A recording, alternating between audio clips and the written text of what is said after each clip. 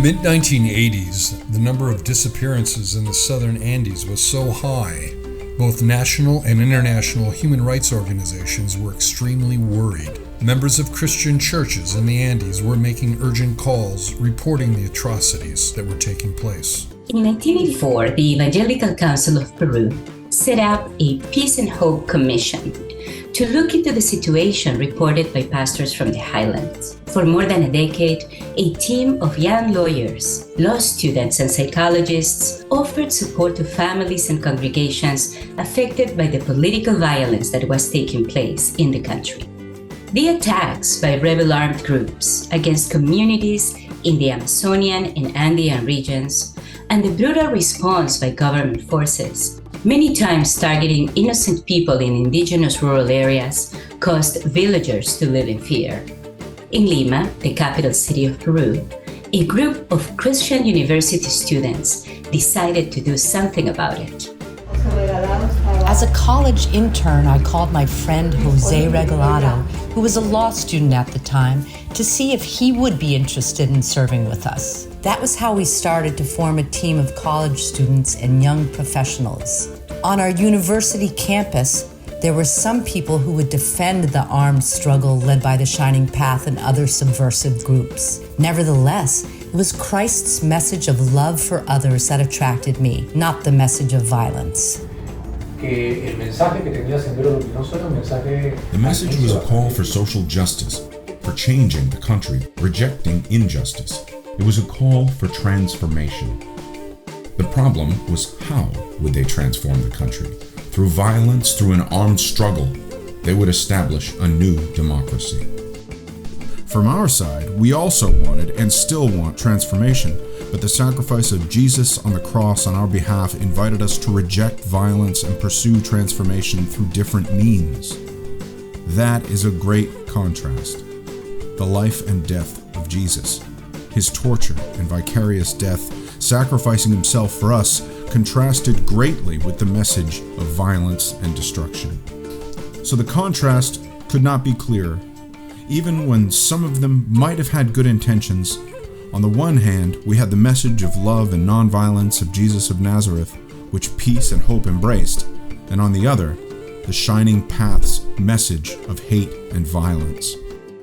Ayacucho was the center of political violence in Peru at the time, and many massacres and disappearances had taken place there. That is why the Peace and Hope leaders decided to establish a team in Ayacucho, in order to be able to support the victims in more direct ways. We organized pastoral encounters. We would offer workshops to teach them about human rights and what to do to defend them. The pastors and other believers would share their testimonies of what was happening to the Andean communities during the war. That marked me profoundly. I met God when I met those courageous survivors. Our first partners were the local Protestant churches of Ayacucho. My conversion took place when I met our brothers and sisters in Ayacucho. What all of you were confronting, you had no idea how terrible the situation was. The heinous actions of armed rebel groups and the Peruvian military, which victimized so many innocent people. What did it mean for you as young Christians to stand up for the human rights of people who were suffering so much violence in this internal conflict? The first task we had was to look for corpses. Many pastors and other individuals had disappeared, and we had to look for their remains. I've learned so much. Based on our fieldwork, we have had profound theological discussions, ethical discussions. At the time, we probably didn't know that we were discussing theological ethics. If we say that our God is just, we must work for justice. Once I was traveling on a boat to go visit a community far away in the Amazon. We learned later that among the people on the boat, 4 of them belonged to a rebel group, 2 young men and 2 young women. They were so heavily armed with machine guns that I thought they were police. We had to be on the boat for hours to reach our destination because the village was very remote. When we realized who they were, we started praying for protection for everyone on the boat. We were afraid that a military unit could see us traveling on the river. They would shoot to kill everybody on the boat. After serving as a volunteer, I started working as an attorney with Peace and Hope, and I was very afraid because I had no previous experience. But Alfonso would encourage me by saying, "You have your legal studies, you are going to use them for God." We've received something of great value, our college education, and we have to be responsible and coherent with our Christian beliefs. We must help the people who are suffering. We were part of the university campus ministry, and personally being part of a local church that sought to live out the gospel. We put in God's hands everything that God has given us to love and serve our neighbor. That did not mean that we were not afraid. At the time, I had a daughter. My husband was studying in seminary, and to have to travel to areas where the armed conflict was taking place was very scary for me. Therefore, this was a family commitment, not just an individual risk we were taking. Above everything, it was God accompanying us, showing us God's solidarity and love for those who suffer. Our faith sustained us, and as colleagues and friends in the Peace and Hope founding team, we did everything we could to protect each other and the victims of the war. What sustained us through all this time, motivating us to renew our efforts and innovating in our work, were, first, we had the opportunity to serve and to influence things for good. Second, we were fulfilling a calling to love our neighbor, a calling that came from God. Third, we were not alone. We had a team and we felt accompanied by one another. We wanted to defend human rights with the people whose fundamental rights were being violated, so we intentionally decided to establish ourselves in Ayacucho. We could have been coming and going, but we wanted to be rooted in the community and contribute to developing local leaders there. Every time my family and I relocated to a province in the interior, we worked with the local police. We were traveling with Jose Vinces to train teams from the National Police of Peru.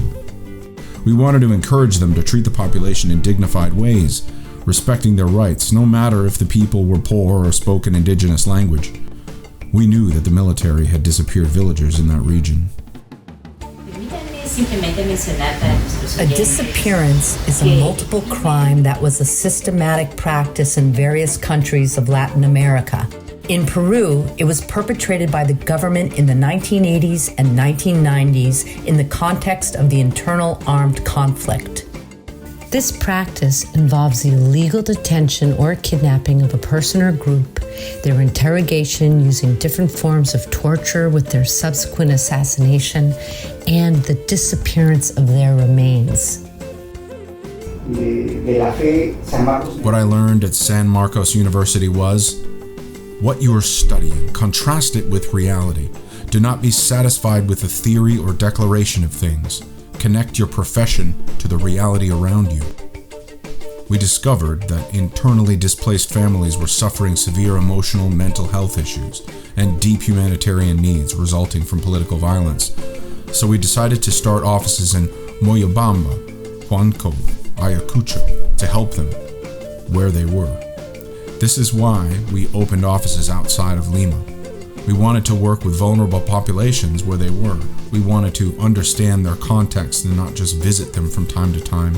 There were many risks, and no one probably understood fully at the time all the dangers that surrounded you. You took measures to protect yourselves and the people you were defending as much as you could, humanly speaking. But you knew that at the end of the day, you were moved by God's love and that anything could happen. While serving in Ayacucho, we had to walk uphill for an hour to lead a workshop in a little church that convened villagers from remote areas. One day on our way up, a local group whose members were heavily armed stopped us. My instant reaction was to extend my arm and shake the hand of one of them to greet them. They returned the greeting and walked with us to church. Later we learned that those people would take villagers to the stadium where the military had set up a base, and you would not see those villagers again because they would be forcibly disappeared. And yet, being close to the people makes such a difference. Yes, what is unique in the peace and hope approach is that we are close to the people. The theory of loving your neighbor is not enough. Serving those who are suffering makes the difference. That is what allows the Spirit of God to use us to bless those who are suffering. It is a lived theology. As a team, we cultivate empathy, love, and solidarity to serve those who are suffering despite all our limitations. We learn to do theology by walking with those who are suffering so much injustice. This whole process helped us develop not only professionally, but in our personal character as well.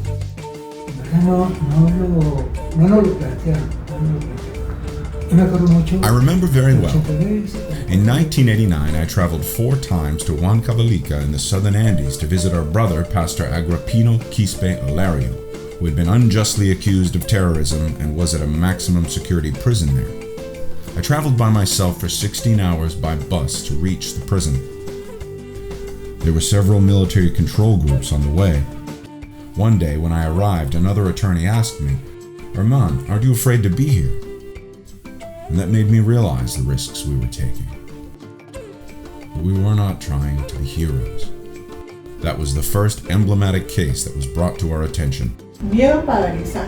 I never experienced a paralyzing fear. We knew that God was with us. No matter the risk, our conviction has remained. We were there to support our neighbors who are suffering violence. And we were blessed by the spiritual nourishment and solidarity that we found while visiting the indigenous pastors, men and women supporting those who had been directly affected by violent attacks. It was our opportunity to become involved in peace-building ministry in our country. From these humble and courageous beginnings, Peace and Hope has grown to serving Latin America in Peru, Bolivia, Brazil, Colombia, Chile, and Ecuador, working with migrants, survivors of sexual abuse, indigenous communities who demand respect for their culture and their land, and cultivating peace by working for human rights, environmental justice, democracy, intercultural education, deaf education, and affirming the rights of people with disabilities. God continues to show love to the people of Latin America through Peace and Hope.